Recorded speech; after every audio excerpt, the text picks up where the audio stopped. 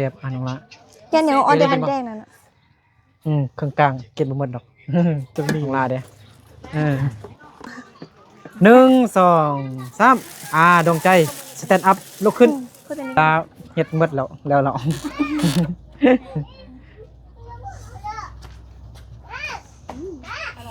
อร่อยได้ป่ะร่อยไอ้ไม่ถ่ายเยอะนะก็โยนลงไปแล้วได้ป่ะใครก็ไอ้เท่าน้องใจอยู่นี่เดี๋ยวเห็นเด้อแม่บ่สบายแล้วก็ไอ้เกลือเป็ดเกลือไก่เกลือหมูเกลือหมาเดี๋ยวจักหน่อยก่อนจึงลองเซตถามน้องไปเยิ่งเบิ่งว่าทันมากินน้ำเฮาโอ้ยไม่ได้มากินข้าวน้ำล้างมือเข้าไปเนาะกูรู้เพราะเราจะได้ทำวิธีต่อเดี๋ยวทำการอะไรเดี๋ยวนะลองซีบึงดูเป็นจังได้ออกไปจ่อมา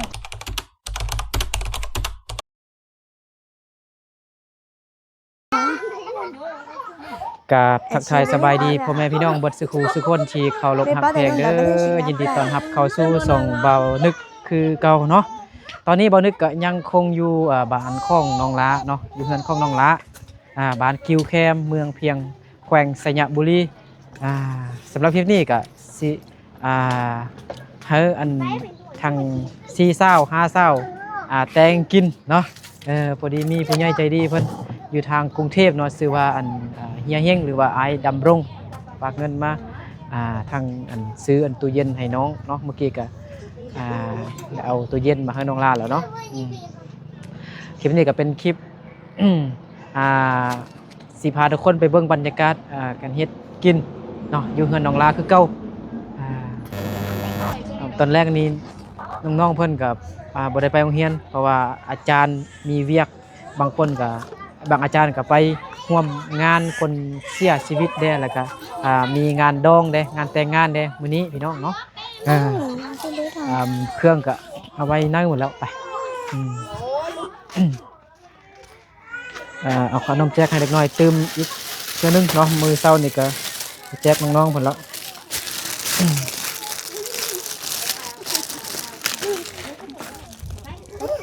โดยบ่ไปโรงเรียนบ่พักหนึ่งอาจารย์บ่ไปโรงเรียนเนาะโอ้ยเมื่อกี้นี่ก็ได้ปูละ2 ทงแล้วเอากินอีกเนาะอุ้ยล้างมือเด้อเป็นตาญาติได้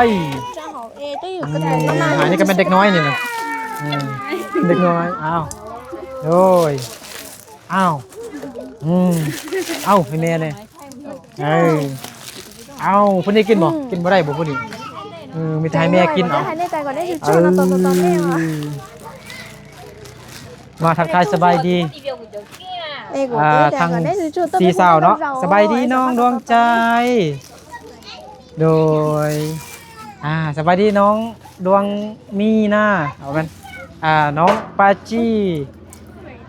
หรือปาจิตปาจิตก็ได้เนาะสบายดีน้องประยงเดี๋ยวแจ้งบอกโดยสบายดีน้องละสบายดีเด้อแจกขนมก่อนกินขนมมีแห้งเฮ็ดกินเนาะอ้าวสบายดีแม่น้องละเด้อโดยเอากินขนมมีแห้งก่อนเนาะมื้อนี้กินเต็มที่เลยได้10 โล10 โลกินหมดอยู่บ่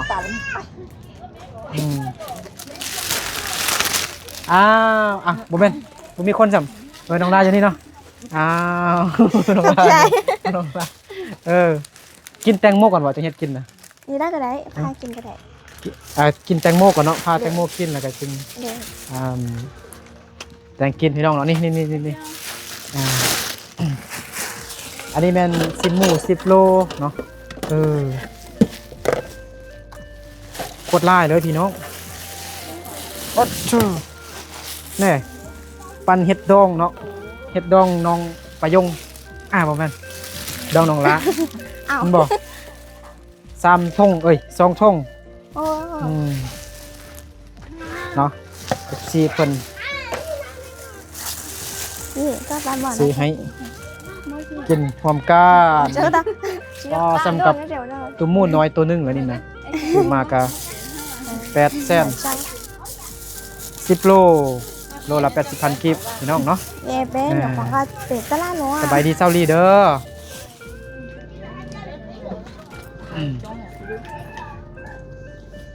เอาคือมันมืดจังหน่อยนี่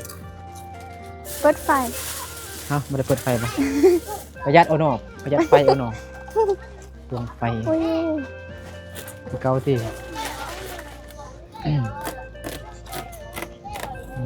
เสียงเป็นตัดแสบ เอา ค่ะ 1.0 เอาใช้เงินสามารถอ๋อ แต่ต้องออกไกลๆหน่อย อืม หยักออกเป็นมุม เป็นติดไปจ้าไปจีนนอกเอาจ้าไปจีนของร้องแล้วเดี๋ยวต้องหมอไปจีนครับ เยอะเชื่ออยู่ที่จอน่ะ อันนี้กินก่อน อุ้ย เป็นเรื่องน้องสีชนเราอยู่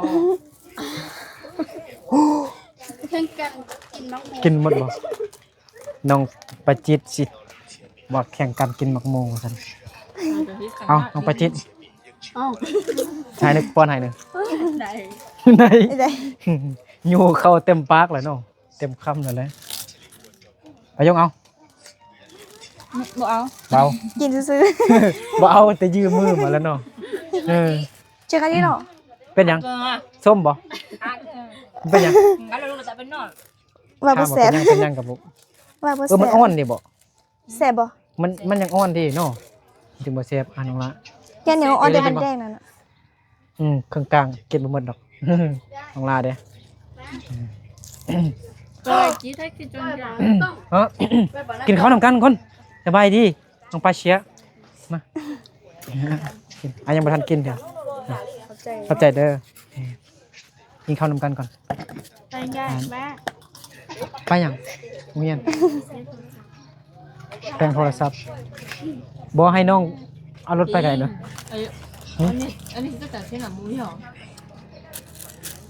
จ้า มาหยัง ยังไม่หาไปหรอจะไปแทนเราชินเดล่ะ ไปแปลงโทรศัพท์อยู่ซะโอ้รักเฮ็ดเป็ดบ่ไปเมืองเพียงบ่แล้วเฮ็ดจังได๋ซั่นน่ะน้องปาจี้เฮ็ดจังได๋ซั่นสิเอากระจายรถให้น้องไปครับเองบ่ได้จังได๋ น้องคัน ไปจีคัดไม่ไป ป้าเถอะโดนโอ้เนาะเฮ็ดจังได๋บ่นี่ฮะเฮ็ดจังได๋หรือว่าตอนแรกจึงไปบ่ ยิ้มได้มาไปยิ้มได้มาไป บอก มา น้อง เนาะ หรือบอกน้องกินข้าวกัน เจ้าอุ้ย เจียตอนแรกไปได้บ่ให้เอ้ยไปจิตเฮากิน เราไป ข้าว นั่น นำ หน่ กั อน ย ก่อน ไม่หาป้า ไอ้ซื้อซินหมูมา10 โลกินข้าวนำกันเฮือนเอ้ยลาบ่เราจังไปก็ได้ก็บ่ปิดห้านดอกฮะหรือจังได๋ อย่าไปแท้กินนะ ยิ้มได้มาไปก็ตามมาด้วยจึงเดินซ้อย ป้าคนงามบ่อยู่เลยเฮ็ดจังได๋เนาะน้องไปเชียร์บ่อยู่แล้วจังได๋ นี่เดี๋ยวเขา เอาตอบน้องหน่อยดูเป็นจังได๋ฮะน้องไปจิต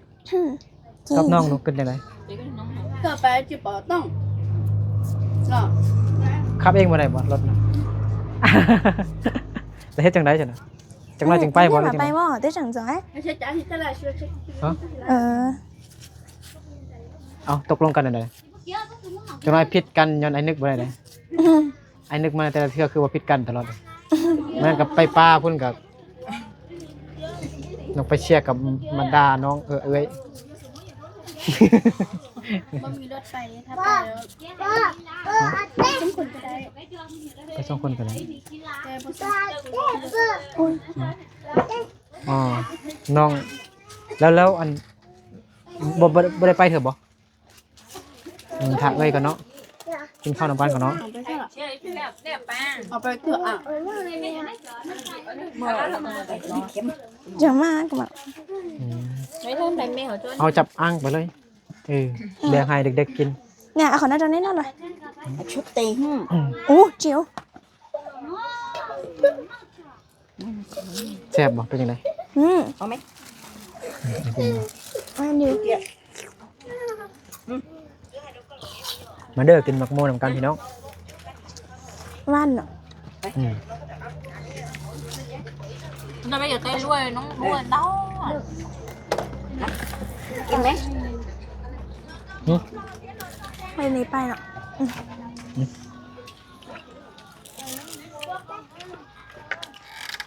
ค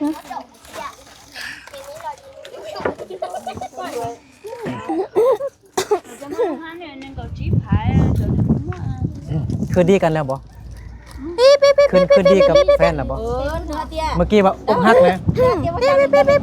กินบ่ โอหานะฮะ เอาไม่อกหักนะเอากินบ่เด้อบ่กินบ่เอาน้องได้กินบ่ Hay rồi tè กินเนาะบ่กินเนาะ ra chỉ đứa nó เด้อขนาดเด้อไปกินบ่เอา น่าเจน่ะ หวานๆหาผู้ใด anh gì đứa nó tả อย่ากินหลายเด้อกินน้อยเอาบ่กินหลายเด้อนี่กินหลายกว่าหมู่นี่มันแบกหมึกหมู่แตงโมใหญ่ขนาดน้องไม่เอามาเลยบ่เอาเลยเอาอีกเอาซอกอันก็ได้เอา เจนี่อันนี้แฉเลยเขาสอนต้องฮออันนี้ทำนั่นเป็นเชฟ เอาอันนั้นพกเสื้อไว้ ยิ้มเหล่าเป็นก็ตามอ่ะตาจีดังนั้นเป็นคนเธอไม่ย้อนหน่อยก็มา บ่กินบ่อ๋อน้องไปเชียอิ่มแล้ว อ๋อเนี่ยเป็นเนี่ยนะหน้าตรงกลางเนี่ยตรงกลาง เอากินแล้วเนาะ สิกินในท้องใหญ่จำนี่อยู่เลย1 2 3ดวงใจสแตนด์อัพลุกขึ้น พูดอันนี้ก็ได้ มานี่ไอ้นึกสิกินซีมือของน้องดวงใจมึงก่อนน้องดวงใจเฮ็ดอันตุนซีนหมูเป็นบ่เฮ็ดตุนซีนหมูเป็นบ่บ่น้องดวงใจคิดว่ามันต้มซีนหมูบ่แม่นแต่ว่าต้มได้ตุน มันมีเครื่องหลายใส่อันน้ำซีอิ๊วใส่น้ำน้ำปลา น้องก็ชีก็มันก็จะหน่อยก็ชีใช้ไอ้เพื่อเอาไว้หนอ ออกไปเฮ็ดอยู่นอกมัดก็ได้มันแจ้งดีเนาะเอาน้องไปจีบอะไรได้ไปเฮ็ดคนละเวียกเอาล่างพักเอามากินลงไปโยงอาปงเอามากินแตงโมเลยไม่อยากกินเอากินก่อนสินะกินให้มีแห้งก่อนก็ได้เอา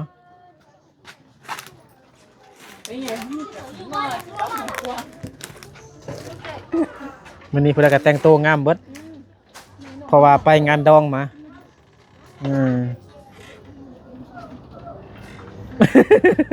เอาฝากกันเต้นบ้างรู้จักนะฮึบโอ้เอาหากินก่อนสินะซ้ำให้ซ้ำเศร้านี่กินก่อน ได้ไปนั่นอยู่แล้วใครไปผัดก็ ให้ซ้ำเศร้ากิ ไอ้ น หนูรอดสออ่ะ มักใหม่มักตอกขนมเบิดก่อน ก็ผัดก็ได้สองไปเตือนที่นั่น น้องลาให้จังได้ให้มันไข่อยู่ตลอดมีอันเสียบมัดบ่ ไอ้แม่จุนต้องนักเจ้าตัก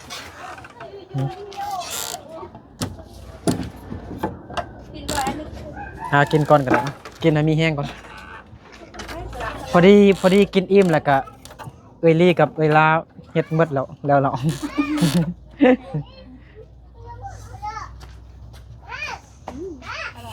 อร่อย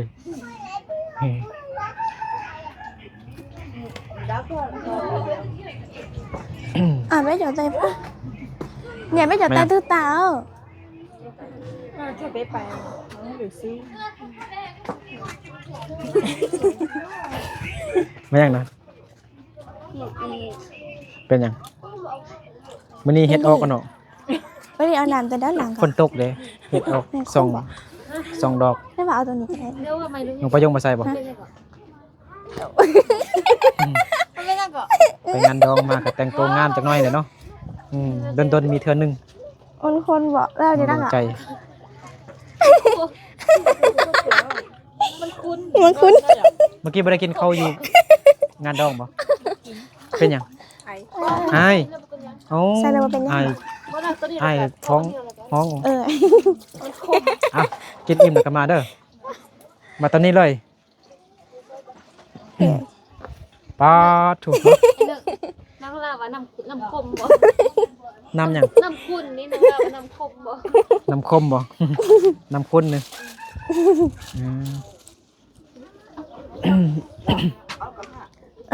เอาแล้วเนาะตาน้องต่อ เอาตัวใหญ่ก็ได้ เอาตัวใหญ่ เลยเนาะ ปาดเธอชิ้นหมู10 โลพุ่น เฮ็ดไว้หมดก็ได้เราจงให้อันอายเอื้อยผู้ใดเด็กน้อยเด้ไปโรงเรียนเด้จงไว้ให้เขาเฮ็ดไว้เบิดก็ได้ปิ้งก็ได้ปานเฮ็ดงานดอง ให้ยันดองสักเทื่อง านดองลายเถื่อเนาะงานดองนองลา เอลี่เอาพักตัวนั้นมาให้น้องลาด มาพากันมานั่งอยู่นี่เบอร์หนึ่งก่อนอาสิเบิ่งว่าผู้ใดสิเป็นนางเอกเบอร์หนึ่ง ให้ FC ตัดสินเอาพากันนั่งเป็นแถวอยู่นี่เอาล้างกับผู้ละเล็กผู้ละน้อยเนาะปลาคนโสดเบิดเลยนี่ทั้ง5คนแม่นบ่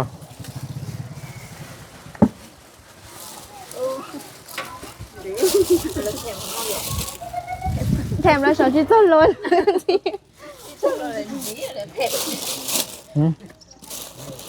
เอา น้องปลาจีดยังกินบ่หมดเถอะ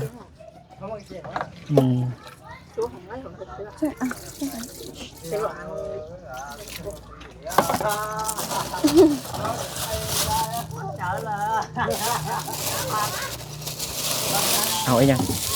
มาคือวันนางตักอายแล้วบ่ จีเหรอเอาก็ 那门左上了。 ตอนนั้นเอลี่ดึงตัวชัว บ่มีเวียกเฮ็ดเด้อนางไล่มาว่าซั่นน้องปลาจี Bây giờ nói chị.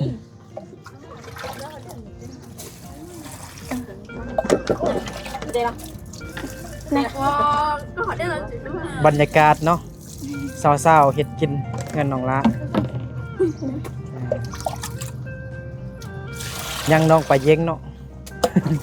น้องไปเย็งเวียกหลายเลย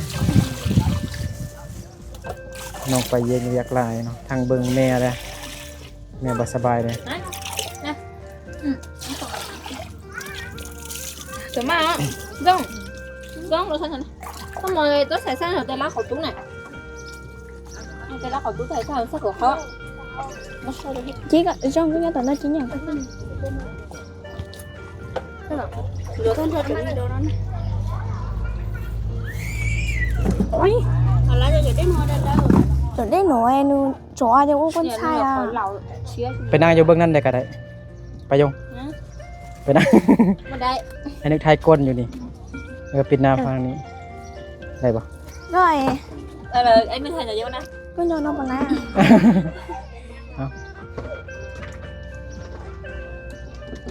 แม่น้องลาเป็นผู้ส้มน้องลา เป็นผู้ให้กำลังใจ แม่น้องลาเป็นผู้ส้ม บ่ ทานผู้ส้ม Nó chỉ ăn đau. 5 คนเนี่ยเป็นทานผู้เฮ็ด ô rong có một sáng họ chỉ có mấy lúc phía có ngày tôi hỏi có gọi bao mà lúc phía đâu mà ta tôi à Hạt rong nữa. Đỡ tiếng mình nó ít là phải chẳng tay nữa. nói Anh chỗ nào muốn cho có tiêu. ai đưa chị xả tế vô đi ฮะ chị có cái น้องละผู้สาวชวนน้องไปยัง và chị phải xử khăn sánh nhà อ๋อมื้ออื่นไปก็ได้ rồi มื้อนี้กินก่อนเต็มที่ก่อนเราข้าวก่อนมื้อนี้เฮาเนาะน้องละน้องตั้งใจกินเราข้าวบ่ข้าวเจ้าบ่ข้าวเจ้าบ่ hay cơ ไอ้เท่าน้องใจอยู่นี่เดี๋ยวเห็นเด้อไอ้ยอกซื่อๆเลยผู้ใดเคยกินเราเลยฮะน้องปาจิตเลยเคยกินแล้วเนาะน้องลาเคยกินบ่เคยซิมแล้วบ่ซิมแล้วบ่ rồi น้องใจเดี๋ยวเคยซิมแล้วบ่เราเนาะซิมแล้วบ่ซิมแล้วบ่เป็นจังได๋มันเป็นจังได๋รสชาติมันปุ๊กบ่มันกัดปากบ่เงียบๆๆๆๆๆเนาะน้องปายงเด้เคยซิมเราบ่รสชาติเป็นจังได๋คือเบียร์บ่ บ่คือ ไอ้เรื่องยังบ่เคยกินเหล้าเด้อ hành nè บ่เคยกินเบียร์คนดีของสังคม con đi phải nó ấy เมาทุกแรง เด้ช่วยกันเนาะบรรยากาศเฮ็ดกินแต่งกินสาวบ้านจูเข้มโอ้ขาดอันเอ้ยไปเย็งเอาเนาะ แม่ บ่มา แต่เอ้ยลี đi มา ơi bay anh mà bộ ฮะ bay anh mà bộ บ่มา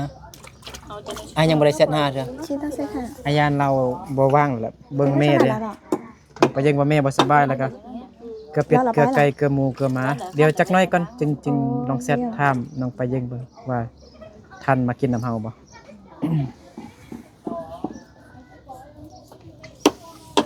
ให้ FC เบิ่งเลือกเบิ่งว่าผู้ใดงาม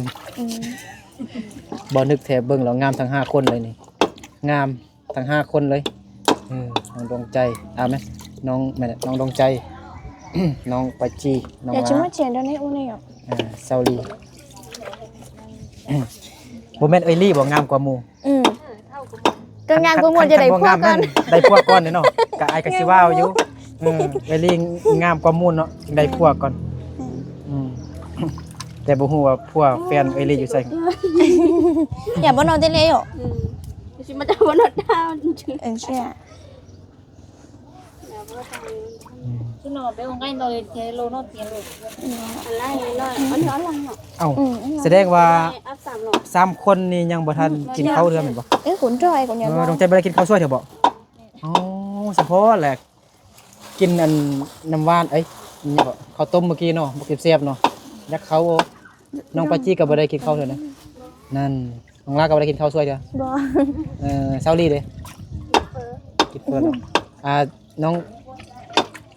ปะยงเด้บ่ได้กินน่ะ บ่เคย ไม่กินไอ้เว้าลืมบ่เคยกินข้าวบ่ได้น้องบ่เคยกินข้าวเนาะแต่ละมื้อกินนั่งเถอะ เขาดิ น้องเกียร์เด้ กินอากาศ น้องเกียร์อุ้มน้องมาแล้ว tao nó mỏ chỗ choi đó ha có chỗ choi để ba trong có chỗ choi tao không bị bao chúa này nhở แปรมึงดูปะยงแปรมึงดูแปรมึงดู bông hút bê đây còn tông có chấm sao đây như là có mấy cái áp bông này nó kiến thì luôn xôi này nó ôi chó luôn anh đừng để chỉ mà anh là mang cái chỗ ít nà nè นั่น thì mấy cái nó mới thì mà sai cái chết rồi không chứ mà của chó ปะยงบอกภาษาลาวก็ได้เว้ามึงดูเว้าเป็นบ่เอาลองแปลมึงดู một tên บอกภาษาลาวคือเอ้ยลาว yêu một cái lòng tên บ่ได้ว่าภาษาลาวเก่งคือเอ้ยลาได้กินขนมตลอดน่ะ ไอ้นึกไม่มาตลอด hay đúng rồi trắng ha ต้องฝึกเว้าเก่งๆคือเอ้ยลาเลย จะให้ลมเล่มเจ๊จุ๊มาขอได้ ไห้ลมเปล่า hay đúng lau nè ไห้ลมเปล่าฮะกือตะปูนบ่กือ ตัวปูมันตัวคือ ห้อยแล้วกือลืมตัวห้อยมันภาษามงมันกือ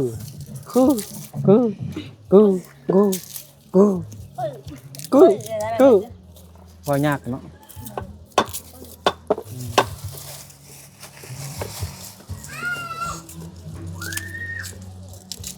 ช่วยกัน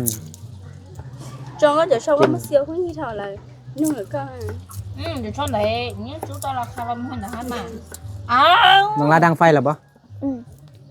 vậy ha là khai đi chả ไล่ไก่เด้น้องใจ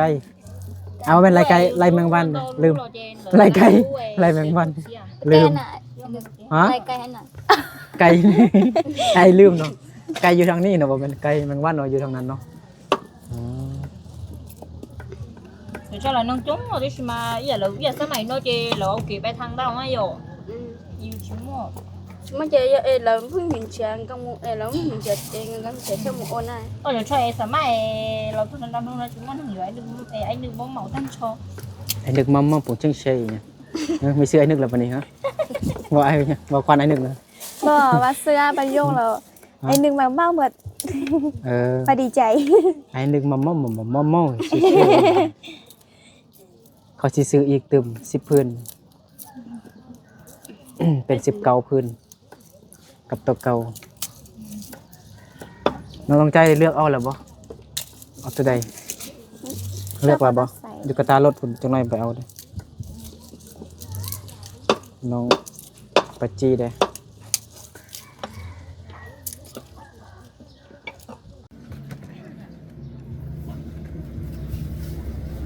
เอาคนเดียว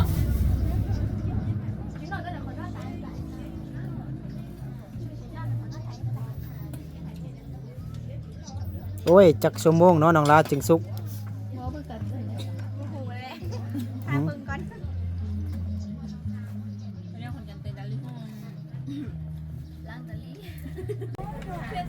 เซาลีจัดการแล้วบัดนี้พี่น้อง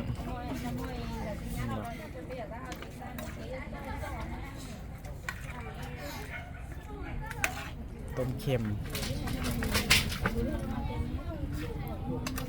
ตุนซินหมูว่าซั่นพี่น้องนี่ใส่เครื่องอะไรปรุงเครื่องนี่พี่น้องน้ำมันน้ำซีอิ๊วน้ำมีหลายอย่าง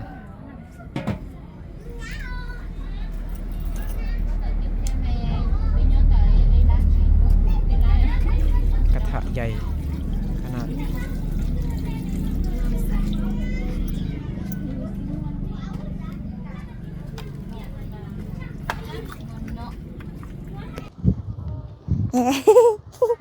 คือว่า ยังบ่ทันได้กินข้าวเถอะพี่น้องเนาะเดี๋ยว สิเอาเงินของผู้ใหญ่ใจดีเพิ่นอีกท่านหนึงเนาะมี2คนแต่เงินอันนี้มันเงินของ FC บ่แม่นผู้ที่ซื้ออันตู้เย็นเด้อผู้ที่ซื้อตู้เย็นแม่น โดย อายดำรงหรือว่าพี่ดำรงหรือว่าเฮียเฮงเฮียเฮง โดย แต่อันนี้มันเงิน 1,000 บาทนี่มันเงินของ FC อีกผู้หนึงแต่เพิ่นบ่ให้ออกซื้อ โดย ให้น้องล้า 1,000 บาทใส่อันค่าไฟจ่ายค่าไฟเด้อ โดย ใส่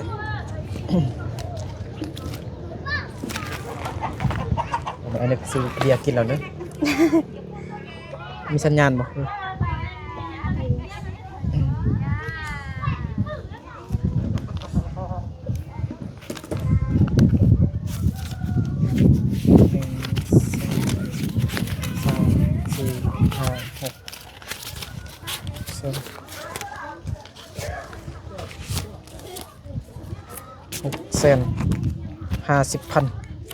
นะนั่นละ เข้าใจเด้อ โอ้ยตอนนี้เราก็กำลัง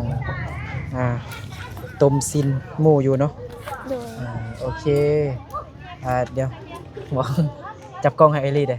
โดย จับกล้องให้ไอรีเด้อไอซีเซอร์ไพรส์ไอรีเด้อ เอ๊ะ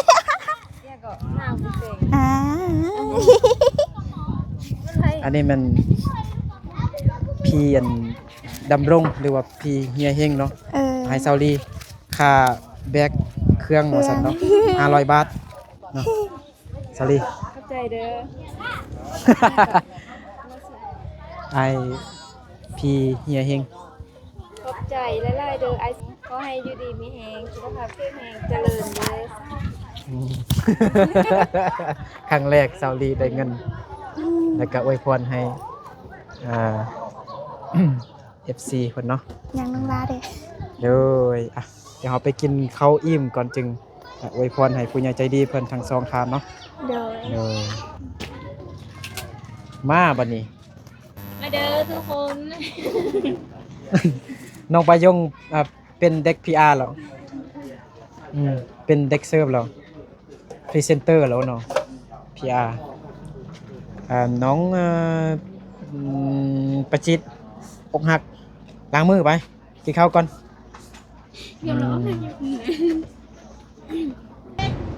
พี่น้องเลยพาอายของน้องลากะเอาถ้วยมาตักเอาเลยฮะเบิ่งคนอยู่ทางนอกเลยแม่น้องลาเลยล้างมือพ่อเด้ เลี้ยวดีดี เด็กน้อยมากินข้าวเด้อ ดี มาล้างมือ เอากระดิ่งกระไตตัวนั่นน่ะ ปลาโชว์ Mama, tôi chỉ quê. Tôi chỉ quê mày. อันนี้ตุนซินหมูเนาะอันนี้เป็นตุนซินหมูอันนี้เป็นตุนปลาจิต อันนี้เป็นถ้วย นี่มันช่วยจานดี โอ้เขากระห้อมเนาะเขามะลิ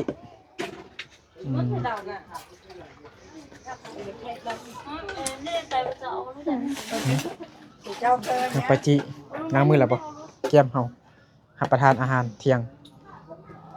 รับประทานอาหารเย็นเอาเนาะแรงเนาะปาจิให้เราให้คิดฮอดบานทาที่น้องปาจิก็หาก็มาลุกมาแต่บานทาเชี่ยมาก เด็กน้อยถ้าใครเด็กน้อยกินนำกันเนาะก็ได้เนาะ Phải nhau à? นอกแกเลยเหรอ ผู้ใหญ่กินอยู่นี่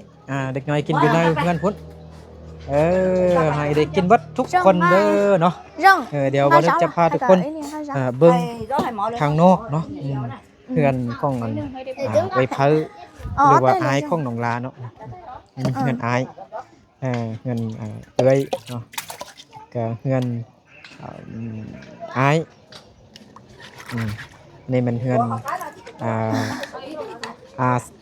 าเพ้อของน้องลา hai cậu mắc chuyện mãi thế ส่วน nào เฮือนลังใหญ่นี่แมันเฮือนของไอ้กกของน้องลาไอ้กก ở tay này เฮ็ดกินนี่ได้อีหยังมากินนี่แบ่งกันกินหมด nhá có tao của tôi tủa có lại ต้อง rồi ให้ได้กินหมดทุกครอบครัวเนาะ ba ba hai cậu bắt đi là lo ba นี่ลาดลายพี่น้องเนาะมีหยังกินก็แบ่งกันกินเนาะให้ได้กินหมดทุกคนน้องอาโป้งเลยล้างมือ chưa ไอ้ล่าดิ หรือว่าเราหน้าหมอ โทรหาไอ้ล่าดู แล้วพัชรา จงหาไอ้ล่าก็ได้ยังอยู่ยังบักไอ้ล่าเต็มหม้อ หน้าหมอ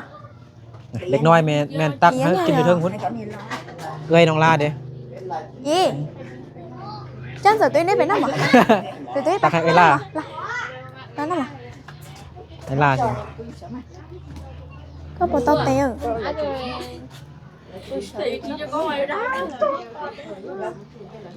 แล้วสิเฮ็ดเอาได้น่ะเอาไว้ซะ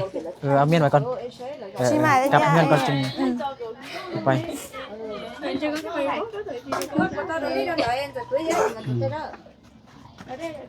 มากินข้าวอ้ายเด้กินข้าวนำกันเด้อวันนี้เป็นน้องสาย น้องชายบ่ น้องสายเลย อยู่สาวอ้ายอยู่สาวสบายดีเด้อลงเงินบ่อ๋อเด้อล้างมือกินข้าวนำกัน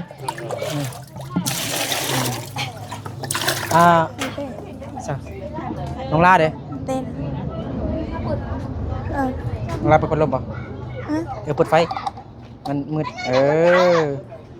มาสลองตู้เย็นมาของน้องลาเนาะ nè สลองตู้เย็นมาของน้องลามื้อนี้นะโอ้ไล่แมงวันเด้น้องลาไปยงมารับประทานอาหารโดย mà Sao đi? đây màกินข้าว ล้างมือเข้าไปมา cô lúc Kéo thằng cháu này bé này. ลองซีเบิ่งดูเป็นจังได๋ ไปเดี๋ยวมอแต่รถ เม่งเด้ มอแต่รถก็ไอ้เอารถแต่ก็ไปตัวเดียวกันเลยอ่ะแม่นั่งเอ้ยเด้ Đó. Nó xoa. Nó sẽ phải Đó. hả Ở một đĩa chứ. โอ้ย กกไว้ก่อนเนาะพาที่บ่ทันได้มาแต่กับจงไว้ก็ได้ยังบักอะไรยังเต็มหม้อ Đúng. rồi Anh đang เอามากินเลย หันไล่ Nó mất tên. เป็นตาแซ่บคักเนาะมือก็งามเนาะ สิมันเข้าใน หน้าก็งามเนาะสาวน้อยกับผู้บ่าวน้อยนี่กินอยู่น้องนี่ได้เห็นบ่เป็นตาแซ่บคักเบิ่งแก้มมักงามเนาะเอามาย่างมาแปดใส่หน้าหั่นน่ะ có trò nó có tạo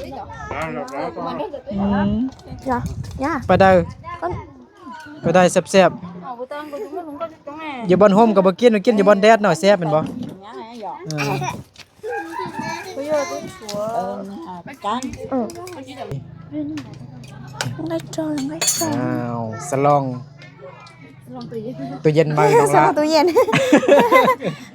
เออสลองตู้เย็นมาน้องละเนาะกินให้อิ่มเด้อกินรสเด้อน้องละไปนั่งไป rồi เจ้าภาพเนาะ ra chả có của phải này เจ้าภาพต้องให้เห็นหน้าเจ้าภาพดิอ๋อกินกิน ô เอฟซี chàng ทุก cái คน tay มา nó เข้า lỏng นำกันเด้อ tay nó chín chín rồi cái này bán hẳn พี่น้องของน้องลายยังบ่ทันมาเบิดเถอะเนาะบางคนก็ไปหาเงินไปรับจ้างกดคิง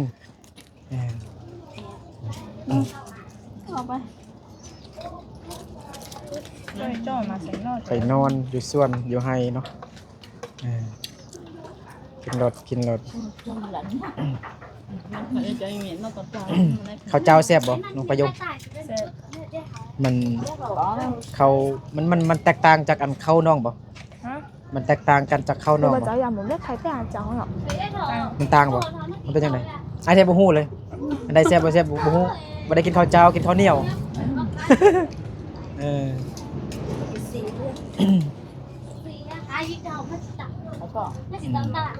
Để nó đưa nó để đó này mua ôn luật em mà điอยู่กับตาล่าแน่ ừ ạ ใจกัน ô chỉ ít đâu เอาป่องแจ๋ เป็นคนตกมากินใบ โอ้ยเฟิร์นสิตกแล้วพี่น้องเนาะเฮาก็กินเข้ากับเครื่องทางแล้วแหละเนาะเดี๋ยวก็สิปิดคลิปไปก่อนเนาะขอบใจขอบคุณผู้ใหญ่ใจดีผู้ใหญ่ใจบุญหลายๆเด้อเนาะขอบใจไอ้เฮียเฮงเนาะหรือว่าพี่ดำรงเนาะพี่ดำรงเนาะขอบใจขอบคุณหลายๆเด้อที่เลี้ยงเขามื้อนี้เนาะทั้งซื้อตู้เย็นให้ น้อง น้อง ลา ลาได้เนาะให้น้องลาอวยพรให้ผู้ใหญ่ใจดีเพิ่นได้ น้องลาเขาอวยพรให้ผู้ใหญ่ใจดีจนบุญจงอยู่ดีมีสู้สุขภาพแข็งแรงความใจอยาได้ความค้ายอยามีก็ให้ร่ำรวยๆเด้อสาธุ สาธุโดยขอบใจทั้งสองคนเนาะ เข้าใจทางซ่องเลยเด้อ FC ผู้หนึงเงินแต่ว่าเพิ่นให้ออกซื้อเนาะผู้ที่ฝากเงินให้ 1,000 บาทให้น้องลาได้จ่ายค่าไฟฟ้า โดยเข้าใจเด้อ ส่วนผู้หนึงก็แม่นไอ้ดำรงหรือว่าเฮียเฮงเนาะชื่อพี่เฮียเฮงเนาะอยู่กรุงเทพเนาะ FC ทางกรุงเทพเนาะซื้อตู้เย็นให้น้องลาเนาะขอให้ทั้งสองคนจงอยู่ดีมีแรงสุขภาพเข้มแข็งแข็งแรงเด้อขอให้ร่ำให้รวยสาธุเอาสำหรับคลิปนี้ก็ขอปิดคลิปไว้สำนี้ก่อนเนาะเจอกันในคลิปต่อไปบ๊ายบาย บายบายอันเนี่ย บ๊ายบาย บาย